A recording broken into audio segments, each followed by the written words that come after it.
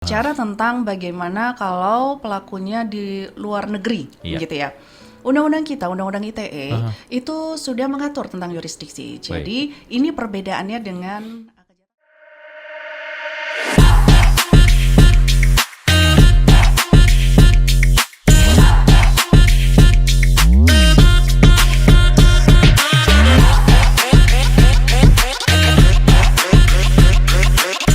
Hukum bersama dengan Fakultas Hukum Universitas Narotama. Kalau biasanya Dr. Ninda sebagai speakernya, sebagai hostnya, kali ini saya hostnya Dr. Ninda Fatmawati SHM sebagai narasumbernya bersama juga Bapak Muhammad Nur Al-Azam Eskom MMT Kaprodi Teknik Informatika Universitas Narotama. Sehat semuanya? Alhamdulillah. Nggak takut ke tengah kota? Enggak. Banyak yang takut ke sini. Tengah kota aman nggak? Saya bilang sepeh. Semoga aman terus ya. Iya. Tapi yang lucu adalah kalau kita melihat bahwa ternyata sekarang pemerintah tuh melakukan satu tindakan di mana cyber itu yang dimatikan. Betul. Kalau kita ngomong ke Pak Nur Al-Azam deh. Pak, cyber itu kalau kita definisikan itu apa? Apakah cuma sekedar sosial media atau lebih luas dari itu? Yang jelas lebih luas. Oke. Iya. Karena cyber itu sebenarnya kan lengkapnya kan cyberspace. Cyberspace. Nah, ini mungkin lebih identik atau apa ya namanya? Pemikirannya itu lebih ke sesuatu yang non fisik. Baik. Dulu konsepnya begitu. Tetapi semenjak adanya medsos gitu ya. Nah, akhirnya terbagi begitu. Nah, cyber itu lebih banyak ke medsos. Betul. Karena memang akhirnya orang berkumpul di situ. Iya. Gitu. Kalau dulu mungkin masih mainan blog, mainan vlog gitu. WordPress lah, Blogspot lah. Betul. Tuh. Nah, sekarang nulisnya itu di Sosial media medsos. itu. Karena lebih banyak orang melihat, lebih banyak orang berinteraksi di situ. Betul. Gitu. Kalau dulu orang bilang non fisik itu supranatural, sekarang non fisik itu Ya, adalah betul. digital ya. Dulu kan gitu, ini supranatural nih. Sekarang metaverse. Digital nih. Metaverse. Metaverse. Tapi Bu Ninda, kalau misalnya kita baca data ya, apakah memang benar bahwa kejahatan dunia cyber itu sekarang lebih tinggi daripada kejahatan real pada umumnya di jalanan, istilahnya secara fisik ya? Secara garis besar, cybercrime itu dibagi menjadi dua. Baik. Satunya computer crime, Ya. satunya computer related crime. Baik. Jadi computer crime itu adalah kejahatan yang menarget pada sistem komputer. Oke. Computer related crime itu adalah kejahatan yang menggunakan komputer, sistem komputer sebagai alat. Oke. Makanya masing-masingnya punya jenis-jenis. Makanya kelihatan banyak. Ya. Karena terakumulasi semuanya begitu. Jadi anggaplah saja kalau computer crime itu seperti Biorka? illegal access, Biorka gitu yang mengambil ya, itu? hacking itu. Computer related crime banyak banget. Iya. Mulai dari pelanggaran hak cipta bisa, pencemaran nama baik bisa gitu. Jadi kalau kita download film secara ilegal itu adalah yang Iya computer dong. related crime ya? Iya dong, jangan kan gitu. Kita menciptakan satu konten Oke. itu dilindungi hak cipta. Dan itu dianggap sebagai ciptaan, sebagaimana dunia konvensional begitu. Aha. Jadi sebenarnya media sosial itu banyak orang katakan media sosial itu adalah miniatur bangsa. Iya. Kalau seandainya Indonesia terkenal pengguna media sosial terbanyak dan menurut kata data orang-orang di Indonesia atau netizen Indonesia itu mengakses terlama media Iya. sosial. Harusnya kita nggak bangga Iya. karena menunjukkan bahwa kita kaum gabutnya banyak banget gitu. Nganggur Anda ini. Karena itu adalah miniatur dari kehidupan kita sehari-hari. Iya. Jadi kita bisa melihat bahwa computer crime and computer related crime ya. Jadi Betul. semuanya sama sih sebenarnya, cuman aksesnya beda-beda itu tadi mendownload. Tapi banyak orang akhirnya membiasakan karena saya cuman repost kok. Padahal itu hak karya orang lain. Iya, betul. Itu untuk hak karya. Jadi repost itu misalnya nih, kita bicara tentang pencemaran nama baik. Repost tuh kalau di Undang-Undang ITE istilahnya itu adalah distribusi. Distribusi. Betul. Dan transmisi. Jadi kalau kita baca kalimat dalam undang-undangnya, barang siapa yang melakukan distribusi, transmisi dan membuat dapat diaksesnya. Salah satunya itu adalah repost. Oke. Repost itu bisa masuk distribusi. Jadi misalnya saya repost kontennya Klik Yohanes dulu gitu aja. ya. Kalau kontennya klik Klik deh. yang mengandung pencemaran nama baik gitu ya. Oke. Saya repost. Oke. Saya repost di tempat saya dan di tempat saya itu tidak private, dia public Open, ya? misalnya, maka saya bisa dianggap menyiarkan konten, Oke. atau saya bisa dianggap melakukan membuat dapat diaksesnya satu konten yang bisa diakses oleh publik yang berisi pencemaran nama baik misalnya. Walaupun follower saya dikit. Walaupun followersnya dikit, karena tidak ada batasan. Yang dimaksud untuk publik itu minimal berapa? Sama kayak kita ya, kalau bidang kita kan public speaking. Kalau ditanya public speaking tuh definisinya berapa orang sih? Betul, nggak ada. betul. Lebih dari 2 itu sudah masuk public kan? Bener. Public speaking gitu. Jadi sama lah. Nih udah menarik nih. Kita lagi bahas soal waspada kejahatan di dunia siber. Pak Nur Al-Azam nih, kalau kita ngomong secara data Pak, 2025 ini. Oke, 2025 lah, 2024, 2025. Kita ngomong datanya agak kita panjangkan. Sebenarnya kejahatan dunia cyber yang apa yang lagi tren, Pak? Paling banyak kalau menurut laporan sih ya phishing. Masih phishing ya? Phishing, iya. Karena memang itu paling mudah untuk mendapatkan korban. Iya, Gitu.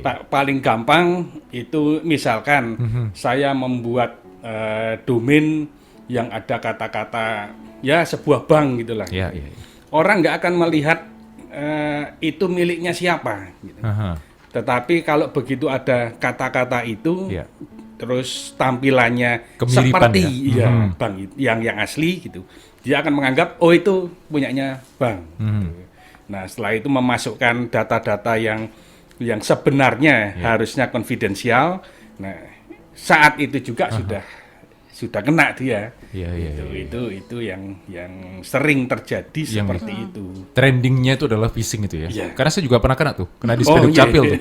GoPay saya dihabisin tuh. Dan yang menarik adalah dia bisa punya NIK saya, dia bisa punya NIK istri dan anak-anak saya. Saya bilang kok bisa ya? Gitu. NIK saya oke lah, mungkin saya pernah daftar apa pakai ini. Tapi kalau sampai ke bawah berarti dia pegang kakak saya dong. Iya. Di mana bocornya? Iya, kok bisa sangat meyakinkan sekali tuh data itu dikumpulkan. Oke, selain phishing. Phishing ini salah satu kelemahannya adalah rakyat Indonesia ini jago berteknologi tapi kurang literasi sebenarnya. Betul. Iya kan? Betul. Setuju. Gitu. Mereka asal gitu. Asal forward. Insting digitalnya kurang. Iya. Tapi yang lucu ada temen itu menikah itu terus undangannya pakai APK. Nggak mau diklik. Padahal udah dijelaskan ini undangan saya. Kamu kalau mau datang harus reservasi dulu. Enggak, itu pasti penipuan. Ya, nah itu yang perlu apa ya namanya ya? Literasi lebih lanjut gitu ya. Kapan itu APK, kapan itu PNG, kapan itu yang lain lah gitu ya. Karena memang ketika ada di gadget kita itu identifikasinya kecil sekali. Iya. Gitu. Jadi ini APK atau PNG atau apa gitu. Kalau orang cermat pasti tahu oh ini APK.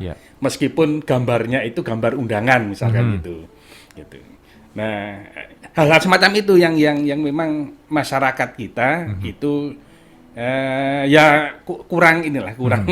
kurang cermat melihatnya. Kurang literasi. Kurang literasi. Baik, saya lagi-lagi saya mau gedor nih. Teman-teman teknik informatika, apa upaya mereka yang istilahnya benar-benar berkecimpung di situ untuk memberikan edukasi dan literasi buat masyarakat?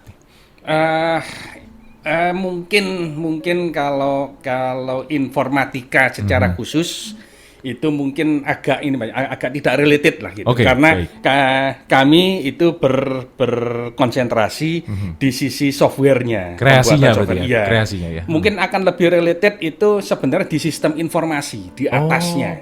Ya, yang berhubungan antara sistem komputer secara keseluruhan dengan manusia penggunanya. Itu ada di situ. Baik. Nah, yang sering kita lakukan ya tentu saja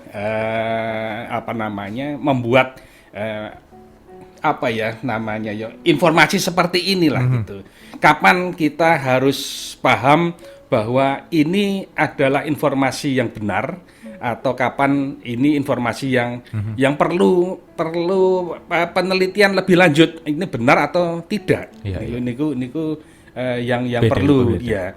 Karena kadang-kadang kita terlalu menahan diri pun itu sebenarnya ya nggak baik juga di era sekarang ini. Karena informasinya sedemikian cepatnya. Tapi sedemikian cepat ini, itulah yang dimanfaatkan oleh para kriminal gitulah. Gitu. Ya. Salah satunya itu ketika terjadi hoax gitu, itu rata-rata terjadi di malam hari. Ya. Ketika orang asik-asik tidur, tahu-tahu ada telepon. Ayah, aku kecelakaan. Iya. Udah nggak mikir panjang, langsung aja gitu lah. Iya. Itu semacam itulah. Apa istilahnya ya? Bawah sadarnya bawah sadarnya memang yang dimainkan. kan. Iya. Gitu. Oke, saya ke Bu Ninda lagi. Bu. Kejahatan cyber ini sebenarnya adalah kejahatan yang paling sedikit dilaporkan kalau setahu saya, karena banyak orang tuh nggak ngerti soal, kecuali kalau misalnya kita dibegal kan ada fisik, nih motor saya diambil nih, ini gini-gini. Nah sekarang kalau misalnya handphone, mereka tuh bingung dengan undang-undang yang ada kan. Mereka harus ngapain? Misalnya seandainya mereka kena phishing, atau misalnya mereka terkena istilahnya diretas dalam tanda kutip, bahwa handphone mereka dikunci terus mereka diretas, terus ngelapornya istilahnya ke teman-teman kepolisian yang yang cyber kan. Itu harus apa? Karena mereka sekali lagi literasi untuk melaporkan ketika terjadi kejahatan itu sangat kecil sekali. Pada dasarnya begini, dokumen elektronik, informasi elektronik beserta beserta hasil cetaknya itu adalah bukti yang sah, gitu ya. Itu dulu yang dipegang. Dan kemudian berlaku bukti-bukti yang lain sama seperti KUHP, Kitab Undang-Undang Hukum Acara Pidana pada umumnya. Jadi kalau ditanya bagaimana cara lapornya, ya sama, cukup datang ke kantor kepolisian terdekat, kemudian laporkan. Jangan lupa di print semuanya sebagai bukti. Dan kadang-kadang kalau memang dibutuhkan, kita bisa serahkan handphonenya sebagai bukti. Sama sebenarnya. Cuman seringkali orang itu takut. Seringkali orang yang pertama takut ribet, yang kedua daripada nanti aku begini, ya sudahlah biarin aja. Itu sama kayak tadi kan, pernah jadi korban kan, Anda kan. Nah, apa yang terjadi? Ya sudah biarin aja gitu kan, walaupun GoPay-nya dihabisin, nggak boleh ya, nggak apa-apa sih. dihabiskan gitu, tapi akhirnya mikirnya apa? Ya sudahlah gitu ya. Kecuali apabila seringkali yang dilaporkan itu apabila efek dominonya tuh banyak. Jadi misalnya ada orang, dia dicemarkan nama baiknya. Gara-gara dicemarkan nama baiknya, endorser ini akhirnya mencabut cancel culture, benar, cancel culture atau apapun, pokoknya nggak mau lagi begitu. Itu kan efek dominonya luar biasa. Dan satu lagi, kenapa cyber ini diatur secara khusus? Karena dia punya karakteristik yang berbeda dengan kejahatan konvensional. Jadi misalnya kita bicara tentang pelaku. Pelaku kalau di konvensional yang penting badan besar, strategi bener, taktiknya bagus, bisa aja gitu ya, kita lagi ngapain handphone diambil gitu. Tapi kalau di ranah cyber itu pasti orang-orang yang pinter. Orang yang tahu bagaimana cara memanipulasi, orang yang tahu seperti Pak Azam tadi katakan, orang yang bisa phishing, membuat satu website APK itu nggak gampang. Kita aja bikin blog susah ya. Dan APK itu mahal loh kalau kita bilang kita mau radio ini kita mau bikinkan APK itu mahal sekali. Bener. Nah itu yang pertama. Yang kedua korban. Sisi korban. Korban itu perbuatan dulu dah. Perbuatan itu kalau kita ketemu sama orang tuh bisa langsung ngambil handphone kan? Physically lah istilahnya. Physically. Tapi kalau di internet nggak bisa. Dia butuh komputer, dia butuh gadget lah paling tidak. Dia butuh sinyal, akses internet. Dia butuh alamat, mana yang dia tuju, dia butuh sarana gitu. Itu dari sisi perbuatannya. Sekarang dari sisi korbannya. Korban itu seringkali orang-orang yang dia itu sadar digital, tapi ya sekali lagi dia tuh orang-orang yang nggak mau ribet, orang-orang yang punya followers banyak, begitu jarang gitu ya orang nembak orang yang followersnya cuma 1 dan 2. Pasti yang ditembak itu adalah followersnya banyak gitu, apalagi pencemaran nama baik. Belum lagi dia kemudian membuat akun baru yang diperuntukkan. Ini kebetulan saya sedang jadi ahli untuk kasus itu. Jadi dia buat akun baru khusus untuk menyerang satu orang. Oke. Sehingga orang itu benar-benar jatuh reputasinya semuanya begitu. Jadi karakteristik yang luar biasa. Dan satu lagi, cyber tuh borderless, Ya. tidak ada batas. Mau kerugiannya, mau perbuatannya, mau hasil untuk korbannya, dia tidak ada batas, tidak bisa kita melokalisir kecuali itu mensyaratkan pengguna atau pemilik aplikasi developer gitu dari aplikasi itu punya sarana untuk menghapus. Apabila ternyata yang ada di dalam aplikasi Kontennya itu istilahnya. atau media sosial itu merugikan orang atau isinya adalah Inappropriate hoax lah ya. dan lain-lain gitu. Memang dia harus menyediakan sarana untuk menghapus secara sukarela. Oke, ini menarik Gitu. nih karena kenapa saya bilang gitu? Karena oke lah kita punya e-commerce mungkin sekarang udah mulai diminimalkan. Tapi forum jual beli di Facebook tuh itu gila dan banyak sekali penipuannya. Sampai keluar data tuh katanya dari 3 kali transaksi itu 1 pasti ada kacaunya tuh. Kan kita ngomong kan lu murah di Facebook nih, istilahnya ada forum jual beli tertentu dan orang salingnya akhirnya yang dikirim cuma palsu, yang dikirim Betul. apa dan nggak lapor kan. Masalahnya alih-alih kita menganggap wah ini bukan prestasi nih, kita justru merasa ya sudah resiko gitu. Iya. Nah ya sudah resiko itu yang membuat cybercrime ini menjadi semakin merajalela Cuma gitu. 100.000 misalnya Nah, kata daripada cuman, ribet, ya kan. Padahal yang terjadi itu sama seperti perjanjian yang waktu itu sudah disampaikan Pak Febrian di sini gitu kan, kita sudah pernah bahas gitu ya. Sama seperti perjanjian pada umumnya, ada wan prestasi gitu. Kalau memang nggak bisa diantar seperti ada huru-hara, bisa masuk force majeure, sama gitu.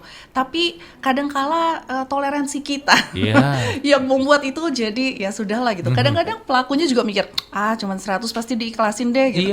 100 dikali berapa ya Pak? Iya Bu, hanya masalahnya Bu, mungkin saya bisa bisa melihat dari sisi yang lain. Masalahnya itu siapa yang ada di balik sana itu Bu. Betul. Yang agak susah itu. Ya bukan agak susah, yang paling susah itu. Jadi katakanlah saya ditipu dengan akun Mas Yo kan gitu. Nah, saya tuntut akun itu gitu loh. Tapi saya bisa jadi saya salah menuntut gitu loh. Karena itu ada fotonya Mas Yo, namanya juga Yohanes gitu. Nah, itu yang Cloningan ya, dikloningkan berdasarkan pengalaman. Berdasarkan pengalaman, Bapak, kita lapor nih ke teman-teman di cyber. Nanti teman-teman cyber yang akan men-tracing begitu sampai dengan ketemu. Jadi teman-teman di cyber atau alat-alat untuk penanganan cybercrime di Polda Jawa Timur itu luar biasa loh, luar biasa canggih. Bahkan akun yang sudah mati suri begitu kita laporkan, mereka masih bisa tracing.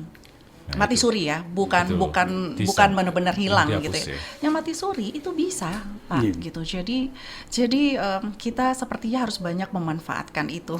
Sayangnya sosialisasi dari teman-teman cybercrime dari Polda Jawa Timur juga kayaknya kurang dapat karena secara tempat mereka agak di belakang, terus yang keluar kan sama sus nih. Yang itu kan belakang tuh di sono tuh. Pak, saya sebagai penipu, Pak. Kalau saya pakai VPN, bisa ke-trace nggak? Bisa, tetap VPN bisa. saya premium loh, Pak. Kan saya lihat mereka punya bondo dalam tanda kutip ketika mereka harus bikin aplikasi, mereka bikin website, itu modal dulu tuh pasti. Yang jelas kalau di dalam IT itu selalu ada logging. Selalu ada log itu. Nah, menggunakan VPN pun, VPN yang sana itu harusnya juga ngelog, melakukan pencatatan. Ini siapa melakukan login di VPN sehingga mendapatkan IP itu. Gitu. Nah, itu bisa tetap bisa di-trace. Hanya masalahnya adalah nge-trace-nya akhirnya lebih banyak. Kemudian lintas negara. Nah, belum tentu juga kita punya kerjasama dengan negara itu. Itu juga. Gara-gara itu judul bisa luar biasa gara-gara itu ya. Kita nggak punya kerjasama dengan mereka kan.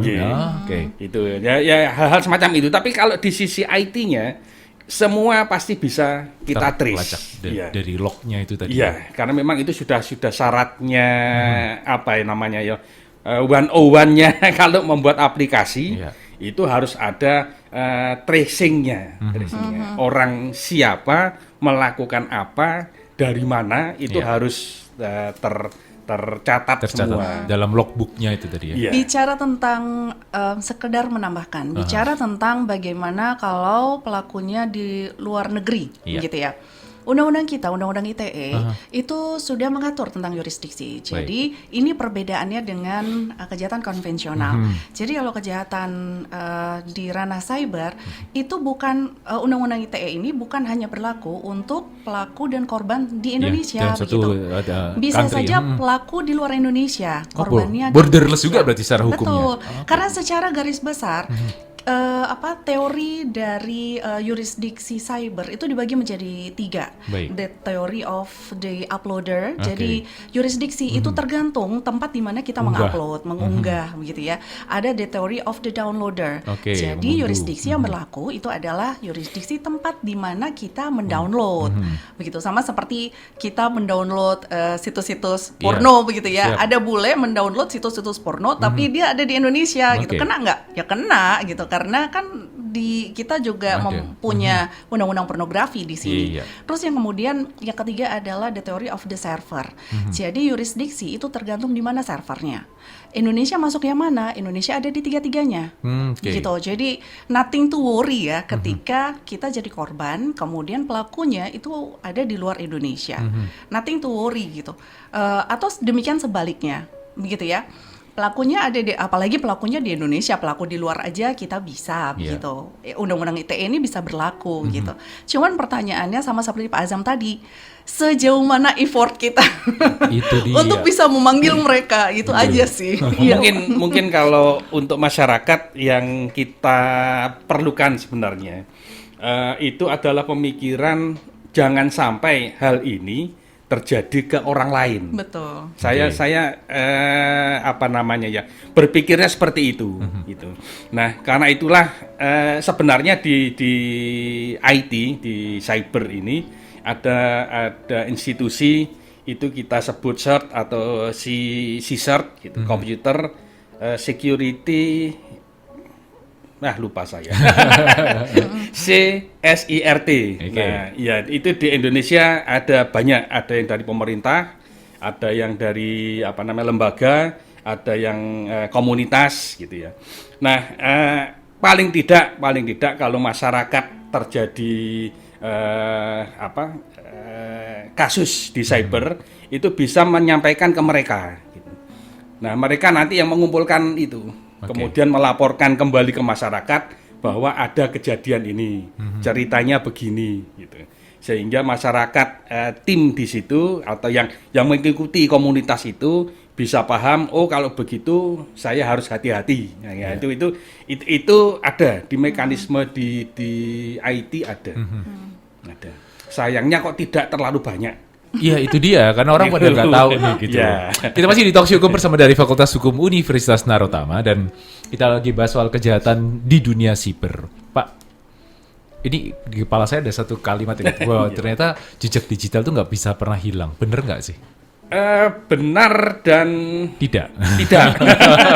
Ya kan kalau dia pernah berbuat jahat berarti dia selamanya kan dicap jahat tuh di dunia siber tuh. Iya, jadi intinya gini, komputer itu ya mungkin diketahui oleh semua orang. Begitu listriknya mati, ya datanya pasti hilang lah. Gitu ya. Itu yang ini. Kecuali kalau sudah ditulis di hard disk kan gitu ya, ditulis di SSD ya gitu. Itu mungkin ada di situ.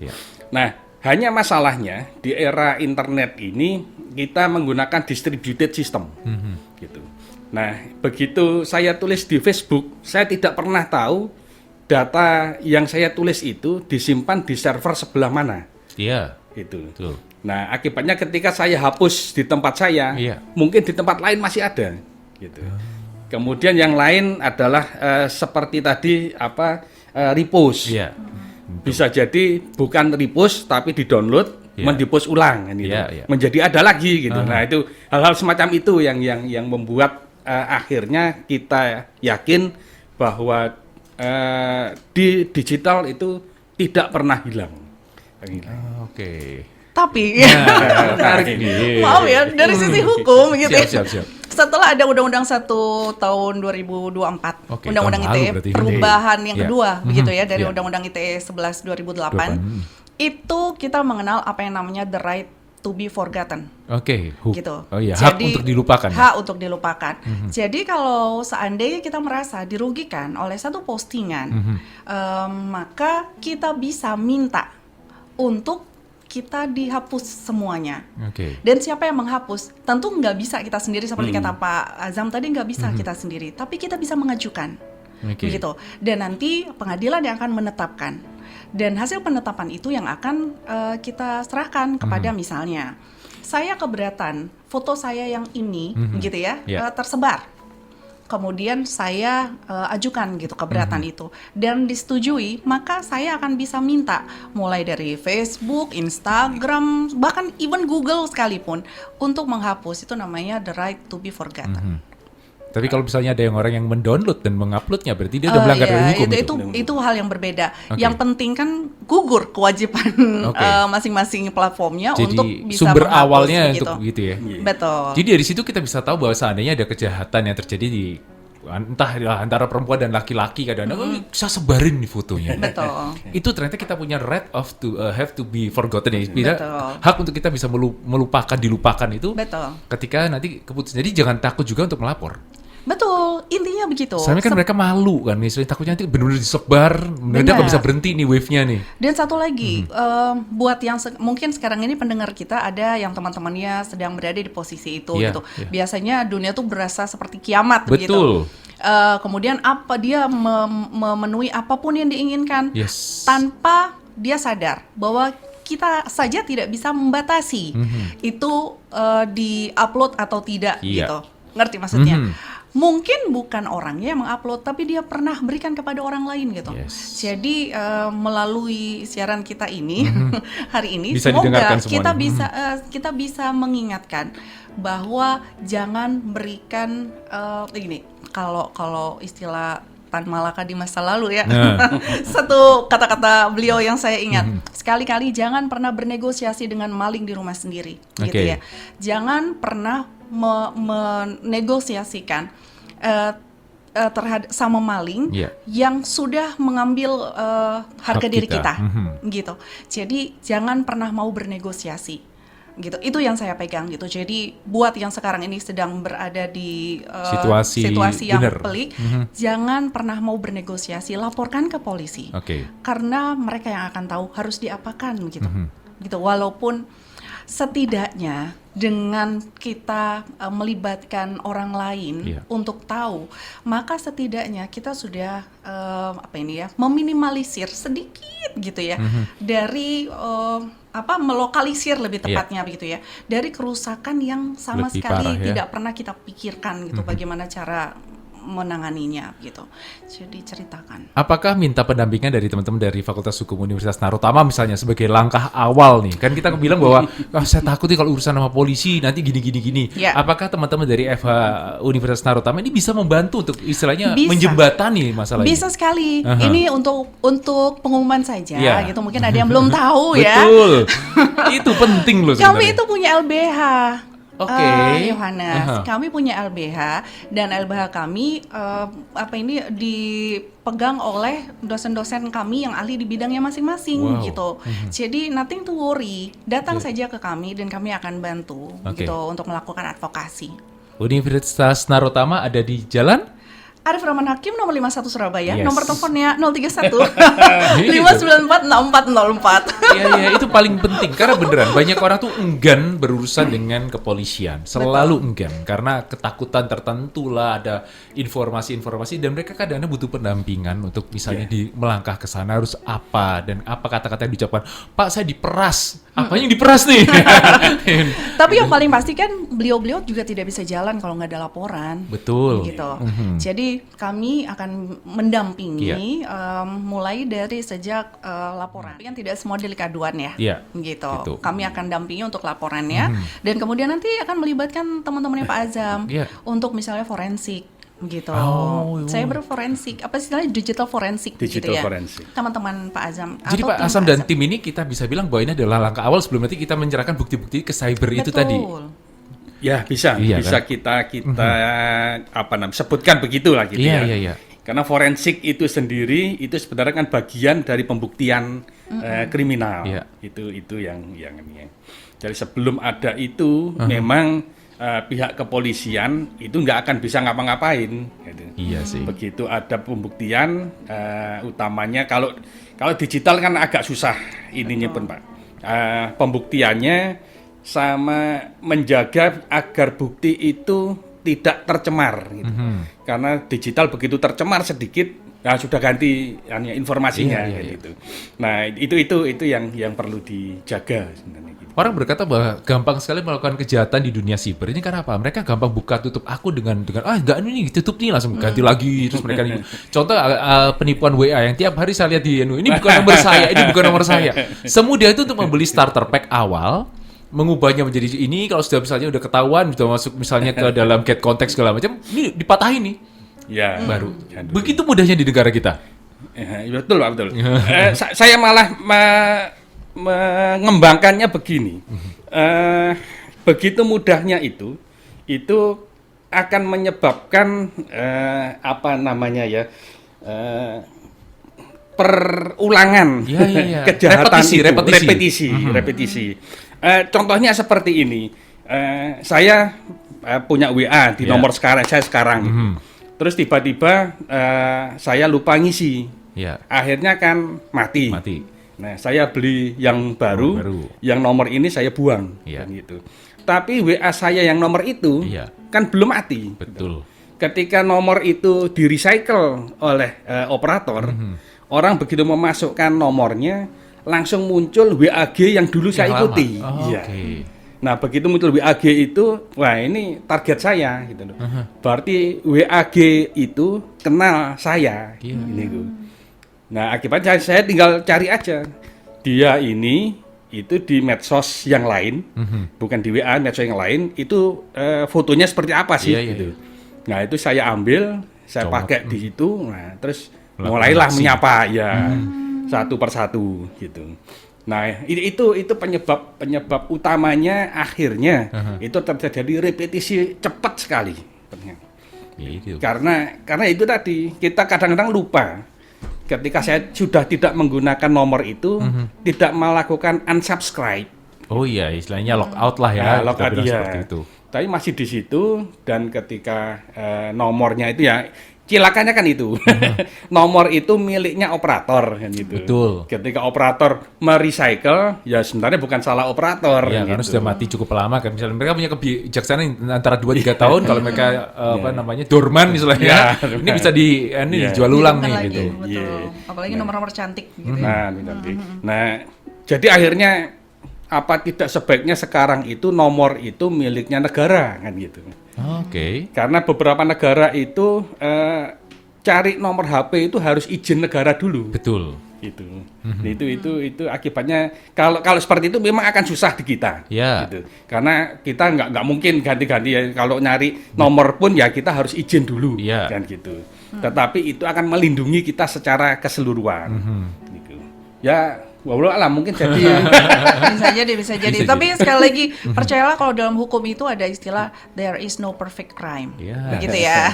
Jadi ada perfect crime itu hanya kalau pengambil keputusan menganggapnya itu bukan crime. Crime seburuk apapun, kalau seandainya bukti sekuat apapun, kalau yang mengambil keputusan menganggap itu bukan crime, ya sudah selesai. Itu bukan crime gitu. Tapi selama tidak, maka there is no perfect crime. Seperti yang tadi, kenapa ada digital forensik, begitu ya? Itu kan sebenarnya satu bidang yang memang diciptakan karena untuk mengatasi yang seperti ini, begitu. Seringkali kita putus asa karena nggak ngerti nih di belakangnya ini siapa, bagaimana gitu. Tapi kalau dalam dunia nyata konvensional aja kita tahu track record, kenapa di media digital tidak ada begitu? Jadi sekali lagi menurut saya ilmu tentang cyber ini sudah berkembang sangat pesat dan karena itulah kami punya teknik sistem informatika begitu ya, sistem informasi begitu yang beliau ini adalah kaprodinya. Dr. Ninda, saya ini mulai agak sedikit tergelitik ya bahwa apakah ternyata Indonesia ini para pemikirnya itu sudah melek soal cyber dan teknologi. Sebagai contoh, Undang-Undang ITE itu 2008, baru muncul pergantian di 2024, itu sudah banyak sekali hal yang terjadi tuh. Ada 2 kali revisi, jadi 2008, jadi 11 2008. Kemudian direvisi yang pertama di Undang-Undang 19 2016. Oke. Kemudian direvisi yang kedua 2024. baru Undang-Undang 1 2024. Tapi saya setuju. Maaf ya, Bapak Ibu ini ya, DPR ya. Iya. Ada beberapa memang yang membingungkan. Iya. Jadi misalnya ada istilah di sana menyiarkan, gitu ya. Barang siapa yang menyiarkan, mendistribusikan, mentransmisikan dan membuat dapat diaksesnya satu informasi dan atau dokumen elektronik yang mengandung muatan melanggar kesusilaan, gitu ya. Terus kita baca penjelasan kalau di undang-undangan gitu ya. Iya, Di pasti akhir ada pasti itunya. ada penjelasan gitu. Kita baca penjelasannya, yang dimaksud menyiarkan itu adalah distribusi, transmisi dan membuat dapat diaksesnya. Terus Bulat lagi. Iya, makanya. ngapain ada kata penyiaran Menyiarkan, gitu. betul. Nah, hal-hal seperti itu. Tapi sekali lagi kan tidak ada yang sempurna. Iya. Jadi setidaknya dengan apa yang disampaikan Pak Azam tadi, ini cybercrime ada phishing, kita punya di Undang-Undang ITE. Oke. Di 2008 ada. Kita bicara tentang pelanggaran hak cipta, Oke. ada juga di Undang-Undang ITE. Kemudian kita bicara tentang melanggar kesusilaan, juga ada di Undang-Undang ITE. Jadi setidaknya dengan 2 kali perubahan ini kita tahu bahwa semangat untuk beradaptasi terhadap banyaknya cybercrime atau computer crime, computer related crime yang sedemikian luas itu sudah dicoba untuk diantisipasi. Oke. Kita juga punya undang-undang yang lain kan, undang-undang pelindungan data pribadi kita punya. Kemudian kita juga masih berlaku undang-undang pornografi KUHP, itu juga masih berlaku walaupun kita gunakan undang-undang ITE. Gitu. Oke. Jadi undang-undang yang lain kan tetap bisa berlaku walaupun pintu masuknya itu adalah undang-undang ITE gitu. Apakah karena tidak ada hukuman yang wow dan pernah ada keputusan yang wow soal ITE sehingga orang akhirnya terlalu menyepelekan? Contoh like pidana gini-gini, oh hukumannya seumur hidup, orang kan, langsung ada ketakutan nih. Perdata nih, gini kau korupsi segala macam, hukuman 15 tahun.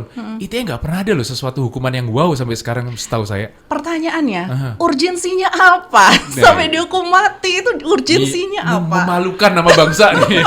Iya kan kadang-kadang seperti itu. Urgensinya apa gitu. Kan?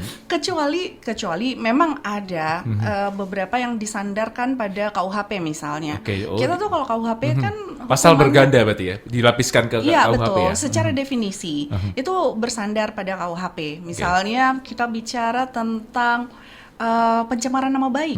Pencemaran nama baik itu tidak sendiri di Undang-Undang ITE. Dia apalagi yang 11 2008, dia bersandar sama pencemaran nama baik di KUHP. Di KUHP pencemaran nama baik itu cuman satu Oke. dari banyak jenis. Itemnya itu. Gitu. Ada fitnah, penghinaan ringan, kemudian penghinaan dengan tulisan gitu. Jadi apa ini kayak jebakan gitu ya, jebakan positif ya, in the positive way. Banyak gitu. Jadi nggak bisa orang bilang saya cuman begini kok. Nggak bisa. Karena sekali lagi saya bilang karakteristiknya itu sudah berbeda antara kejahatan konvensional dengan kejahatan cyber gitu. Kalau ditanya ada nggak hukuman yang wow, harus didefinisikan wow-nya itu apa. ada yang hukumannya 5 tahun, 6 tahun gitu. Menurut penggiat ITE itu sudah wow. Ngerti maksudnya? Ya. Tapi kalau disamakan dengan misalnya orang yang membunuh, nggak ada yang kehilangan nyawa. Iya sih. Dengan Tapi kehilangan reputasi seumur hidup bisa tuh. Iya, makanya pemerintah menyediakan the right to be forgotten. Nah, itu yang tidak pernah kita tahu bahwa ternyata ada hak kita di situ untuk menghilangkan itu, dan saya pikir itu harus benar-benar kita literasi dan kita edukasi nih. Betul. Dokter Irwin nanya nih, bagaimana dengan kasus LM yang bermain dan divideokan sekarang dipanggil pengadilan? Iya gitu, ada videonya langsung penasaran. Jadi sekarang itu karena kamera itu ada di genggaman kita, banyak sekali hal-hal akhirnya melakukan hal-hal. Oke lah, nggak usah kita ngomong secara asusila. Kemarin penjarahan yang terjadi di Surabaya, patung Pak Polisi Bonbin itu di syuting loh. Wah, dibawa tuh, itu belasan tahun di situ, kasihan bapak itu dibawa. Saya pikir buat apa dia bawa pulang patung Pak Polisi yang udah belasan tahun? Mungkin kalau di Jawa Barat tuh ada Kang Deddy, taruh di barak ini nggak nakut-nakutin anaknya mungkin. Tuh ada Pak Polisi. Pak Polisi tuh, Pak Pucet ya, catnya udah nggak ada dibawa dan di syuting lagi. Iya. Nah kan kita bilang bahwa bermain di video kan sekarang gimana konteks yang kasus-kasus kayak gitu? Video, kemudian bermain itu tadi gitu ya, atau apapun yang kita pegang dalam genggaman, itu semua gadget itu adalah sarana, oke? Bisa dipakai sarana kebaikan atau bisa dipakai sarana kejahatan, begitu. Tapi jangan lupa semua yang kita yang kita lakukan menggunakan gadget ini semua diatur dalam undang-undang ITE. Oh, ada. Iya, you mean it. Pakai buat video sure gitu kita dengan pasangan misalnya, tergantung pasangannya siapa begitu ya. Itu konsumsi pribadi, soalnya ada ucapan seperti itu. Iya, konsumsi pribadi, tapi tergantung pasangannya. Tapi pribadi pun mestinya nggak boleh, karena bunyi undang-undangnya itu dilarang melakukan perekaman itu. Ada pengecualian Pak. Undang-undang pornografi pengecualian. Kalau untuk konsumsi pribadi rumah tangga gitu masih nggak apa-apa. Yang tidak boleh di ITE tidak dibahas, tapi disandarkan pada undang-undang pornografi begitu. Jadi di undang-undang pornografi itu ada pengecualian apabila video itu disimpan untuk konsumsi keluarga gitu, maksudnya suami istri begitu. Kalau terus lepas. Nah, itu. Kita coba telepon Ariel ya. Kita coba telepon. Karena dia lepas nih. Nggak sengaja kelepas kan gitu. Bener. Berarti itu yang Iya. Kalau yang terlepas itu baru bisa kena. Karena undang-undang pornografi membolehkan hanya menyimpan. Oke. Gitu, tidak menyebarkan. Paham ya? Iya. Tapi undang-undang itu ada kayak gitu tuh. Menyimpan. Kalau menyimpan boleh, merekam dan menyimpan boleh. Iya. Tapi tidak begitu untuk menyebarkan. Kalau menyebarkan itu pasti ada ininya juga, undang-undang TE gitu. Itulah sebabnya kenapa suami istri, beberapa waktu yang lalu ada suami istri, dia menjual di X-nya kalau nggak salah ya, video mereka sedang berbuat, mereka mengatakan, kami suami istri. Bukan tentang suami istrinya, tentang dia jualnya, gitu. Distribusinya kan itu. Wah, biasa Yohanes sudah. Kenapa saya dulu masuk FA ya? FA ya. Distribusinya betul sekali. Jalurnya yang salah. Iya benar, caranya yang salah begitu. Ini kalau dibahas terus ini bakal rame nih. Tapi kita nih karena keterbatasan waktu. Tapi kita melihat buat kejahatan dunia cyber Pak Hasan. Sekarang mungkin kita bisa cerita apa saja yang perlu kita awasi dan hati-hati, terutama dengan genggaman tangan kita untuk meminimalkan kejahatan siber jatuh ke dalam ini Pak. Tadi di luar saya sampaikan kita itu terbiasa dengan masyarakat agraris. Yes. Kita belum sempat menikmati atau belajar sebagai masyarakat industri. Tahu-tahu kita sudah harus melaksanakan masyarakat informasi. Nah, cara yang yang paling gampang aja lah. Dulu di agraris itu kita pinjam lombok, pinjam garam itu udah biasa, antar tetangga gitu. Nah, sekarang kita pinjam KTP, pinjam rekening, itu mungkin dianggap seperti dulu. Nah, hal-hal semacam itu yang perlu kita edukasikan ke masyarakat bahwa ini sudah beda, caranya beda. Begitu juga dengan seperti lisensi gitu. Kalau di industri sudah jelas, karena kalau di industri itu ada hak cipta atau hak desain produksi itu ada. Tapi kalau masyarakat agraris kita tidak mengenal. Saya melihat orang, macolnya begini, saya tiru macolnya begini ya, itu haknya kan gitu. Tetapi di industri tidak bisa. Ya, desain itu kalau sudah dilindungi ya tidak boleh saya gunakan di industri saya. Nah, hal semacam ini memang yang perlu kita ajarkan ke masyarakat, gitu ya.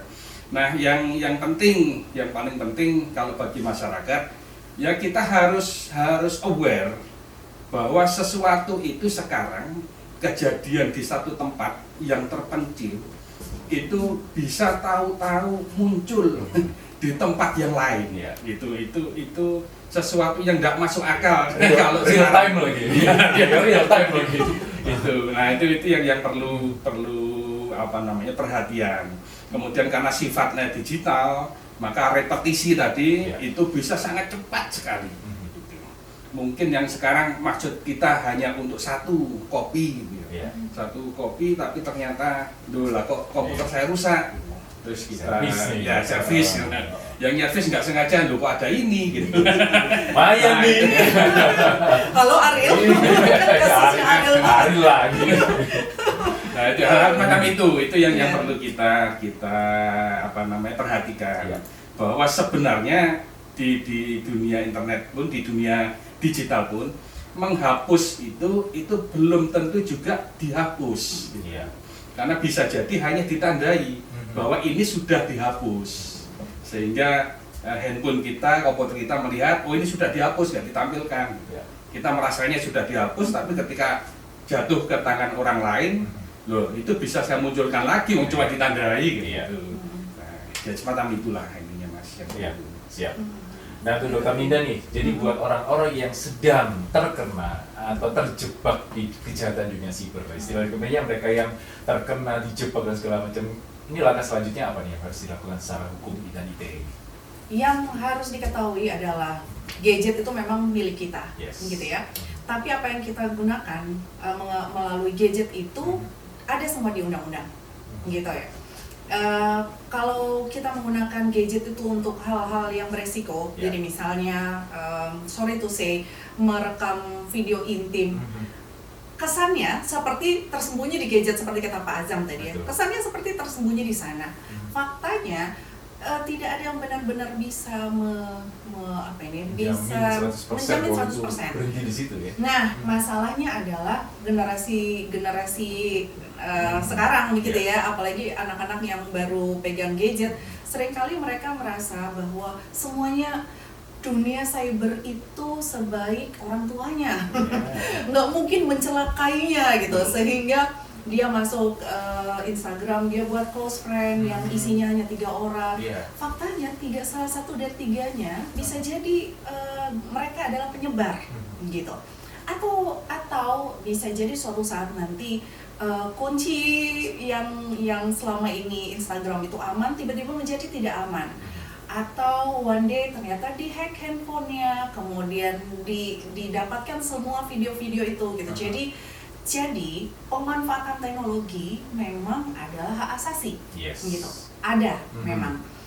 Kenapa ada undang-undang ITE? Itu adalah sarana pemerintah untuk melindungi kita dalam mengambil hak kita, memanfaatkan teknologi. Yeah. Tapi jangan lupa hak asasi itu, apalagi tentang pemanfaatan teknologi, itu adalah hak asasi yang bisa dibatasi. Gitu. Karena itulah pemerintah membuat rule of the game nih. Yes. Kamu boleh memanfaatkan teknologi, tapi ada aturan yang harus kamu ikuti. Bebas gitu. terbatas lah. Bebas terbatas.